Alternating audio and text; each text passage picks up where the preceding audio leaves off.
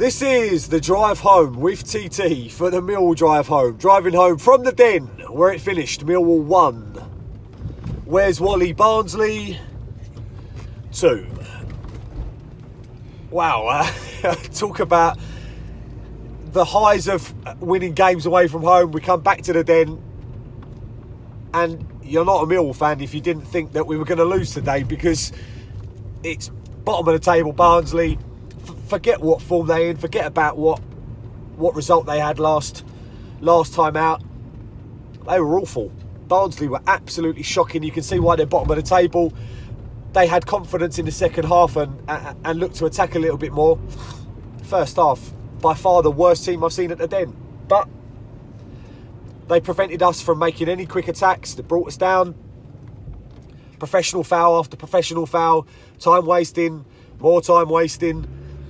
And to be fair, in a good way for them, they stopped us from creating chances. They set out today to stop us playing, and they've stopped us playing. There's no other way of putting it. It's when we equalised the second half, even then it still felt like the team that were going to get a winner would have been them, because just the fact that the ref loses his head, you know, a couple of their players should be sent off, they're not. Like I said, more professional fouls after we equalise. Only 4 minutes of injury time, which is embarrassing. You know, you really couldn't make it up considering what normally happens at the Den when we're leading with it going into injury time, and how many minutes we normally get.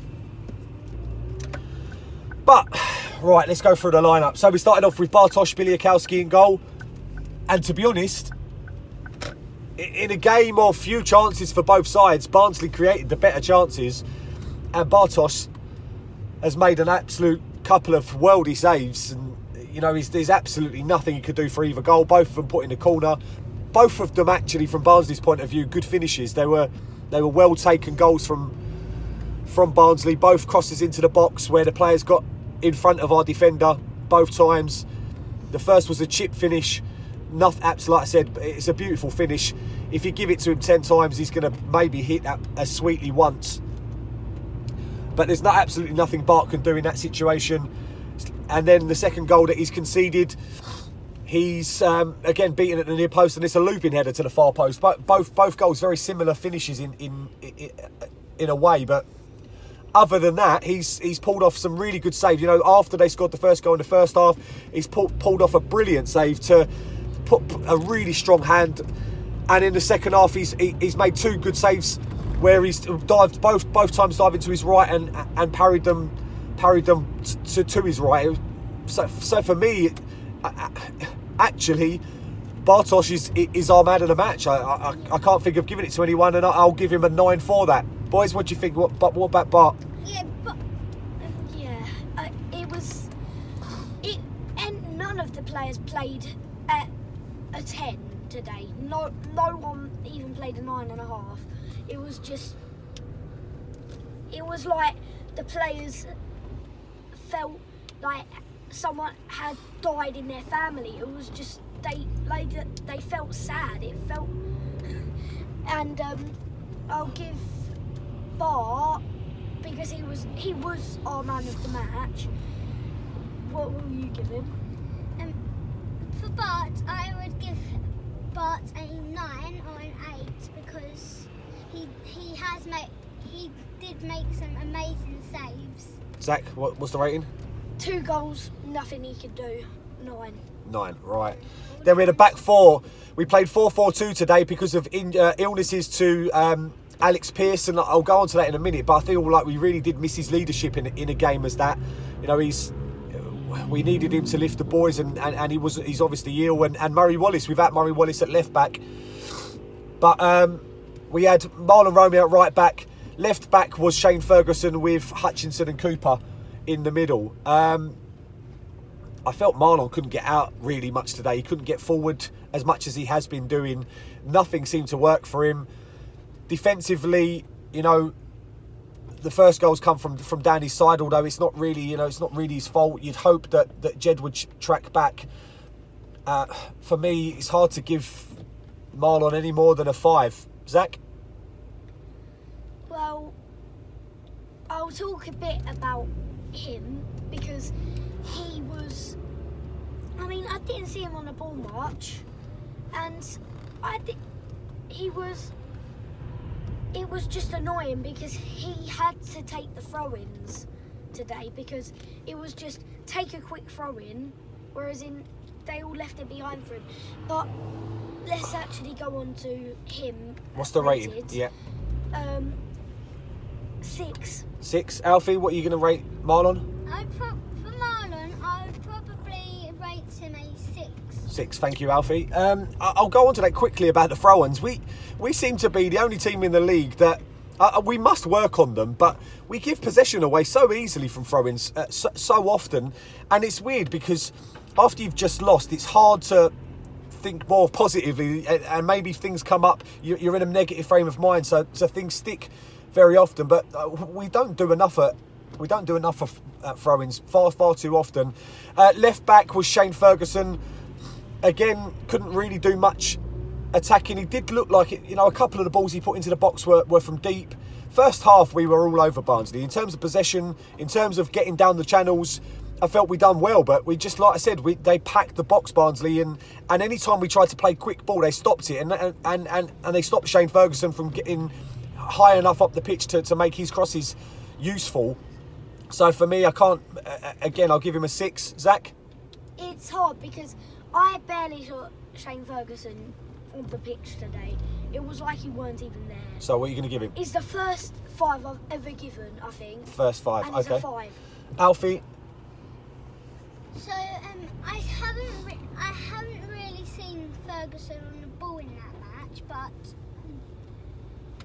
when he did get the ball, he looked positive and he made some very good crosses into the box. So what are you going to give him? So I'm going to give him like a 5.5. 5.5. Now we move on to the 2 centre-backs. We've got Sean Hutchinson and Jake Cooper. Jake Cooper had a couple of attacking headers. I think both the deliveries were too high for him to score. One at the back post, he probably should have done better in the first half. Defensively, they didn't have virtually too much to do. I know it sounds mad that, that they've created chances, Barnsley, but possession in the final third, Barnsley had very little, and it's weird because, like I said, you probably want both your centre-backs to be dealing with the balls into the box. Are they at fault? It's difficult to tell whether it's pinpointed on them too, but you've got to be disappointed with centre-backs if you get balls into the box and they're beaten to the ball in both occasions. For me, they're both going to get a 5. Zach? Well, I mean, Cooper, he's just too... He is too tall. His headers go either over the bar or top of the net. He is too tall. His headers just fly. All right, so what are you going to give him? So I'll give Cooper a 6 and then Hutchinson a 6.2. Okay, Alf? Both of them are 6, but Cooper, yeah. So he is very, very tall. So when he goes to head the ball, he just goes straight, and he's just taller than he's just well tall. So his headers go over the bar. Yeah. Cool, no worries. So now we go to the right midfield, which was Jed Wallace. Now, obviously, Jed offensively has been excellent for weeks and weeks and weeks. Nothing really stuck on any Millwall player today, and the ball's bouncing around. It just wasn't. It's hard to put it, but it wasn't our day, and it wasn't Jed's day. And a lot of fans were talking at the end, and it's hard not to agree. It happened at Derby and we got away with it, and he got away with it. It happened at Forest, and it's happened today where he's got a ball in a pretty dangerous position defensively. And I can understand why he's doing it. I can understand he's on the ball. He wants to take the ball up the pitch, but he probably should get rid of it in that situation, because if he doesn't beat the man, what happens is what happened for the second Barnsley goal. They take the ball. He's got a free run in on goal and a free run to cross the ball. It was, for me, a poor performance from Jed all round, and that his game shouldn't be defined by that one moment at the end, because he's more than that. But overall, he wasn't good enough anyway, and for that reason, I'll give him a 5. Zach? I mean, is Jed. He tried. Like, he's always trying. He isn't always putting in 100%. But he's at least putting in 80. And I think Jed is a bit underrated at the moment. Yeah, he's give away stupid things, but I just think he needs a little chance. People say we should sell him. I think Jed should have another chance, 6. Okay, Alfie, what are you going to give Jed? So for the silly mistake, Yeah. he should get rid of the ball, in my opinion. What would you have done in that situation? You're on midfielder. What would you have done? So You probably would have got caught in the ball as well. yeah. You love a dribble. I'm not a baby. But No, Alfie, you're not. but Alfie is one of them. It'd that have beaten a can man, wouldn't it? skill What would you give him? What's your rating out of 5. 5 for Jed Wallace? All right, left midfield was Yuri Skalak. I thought Yuri looked bright in the first 30 minutes. Again, not penetrative enough. They didn't get past the player. Like Barnsley defended resolutely, and it's hard to have a go at our attacking players too much because they had so many men behind the ball so often. But I'll give Yuri a 6. Zac, what are you going to give Yuri? I mean, 7. 7, good. Alfie? 6. 6. And then we... He made some clever passes and amazing runs. Fair enough. So 6 for that. In the centre of the park, obviously we're without Ben Thompson for a little while, which is a massive loss. And I'll talk about that quickly because Barnsley's time wasted today was atrocious. The ref done absolutely nothing. I might as well go into ref watch before I do it. I'll interrupt it. The ref allowed them to make foul after foul after foul, and I think we had the same amount of bookings, or maybe one more. The foul count must have been 18 to them and about 4 to us, and yet we've went away with one more booking, or one less booking. Sorry. In the game at Derby, the ref's speeding up our players every single time the ball goes out. Didn't do that for Barnsley today at all. And then you look at it and you think their player deliberately handballs it. Their players are allowed to push Williams in the face when Williams is trying to get the ball after the goal. He gets a booking, and yet the ref at the Derby game runs up to Ben, who's, you can see he's in a lot of pain, and he's pointing to his watch. He doesn't care whether he's injured or not, and he points to his watch, and that's the inconsistency that drives you mental as a player. It drives the players mental, but it drives you mental as a fan. That you just want the refs to be consistent, and they're not. You know, like I said, we couldn't get away with any time wasting at Derby. You know, players booked, and yet today, straight away, as soon as they're allowed to do it all game. It got even worse when they took the lead, but it was just embarrassing. But I'll move on to the centre of the park with Sean Williams and Jason Mulumbe. I thought Mulumbe and Williams, I didn't think they played too badly. The only problem is we were getting overrun in midfield. You know, we've been playing with 5 in midfield and it suited us. Today we played like a straight 4 and it didn't work. Barnsley had too much control of the midfield, certainly when they went ahead. But I felt that Williams is revitalised under Gary Rowett. You know, he's I knocked him quite a lot before under Neil Harris, and he's got his mojo back under Gary, and it's really refreshing to see. You know, he's putting himself about more. He's getting on the ball a lot more. He's more determined, and he's just changed his game. And I hope that he really goes into the game against Cardiff on Boxing Day with that, I don't know, with the passion that he's got, because he's been a real improvement. And I thought Jason Mulumbe had a good game as well. I don't think neither of them looked poor. They just had, they didn't seem to have anyone to pass to. So for that reason, I'll give them both a 7. Boys, what are you going to give the midfielders? So, I think, yeah, I said that in the middle of the match, in my head. I was just like, I used to knock Williams so much. And the fact that he's got better under Gary Rowett is such a good sign. Because Gary Rowett is not a bad manager. And Mulumbe the same. Mulumbe didn't get started with Neil Harris really. But now that Gary Rowett's come in, he's playing different players on different occasions. He's thinking, oh, let me have a few youngsters in the team. Let's try it out. So what are you going to give them? I'll give both of them an 8.5. I think that's very generous. Alfie? So, dealing with the push in the face, dealing with the push in the face. Yeah.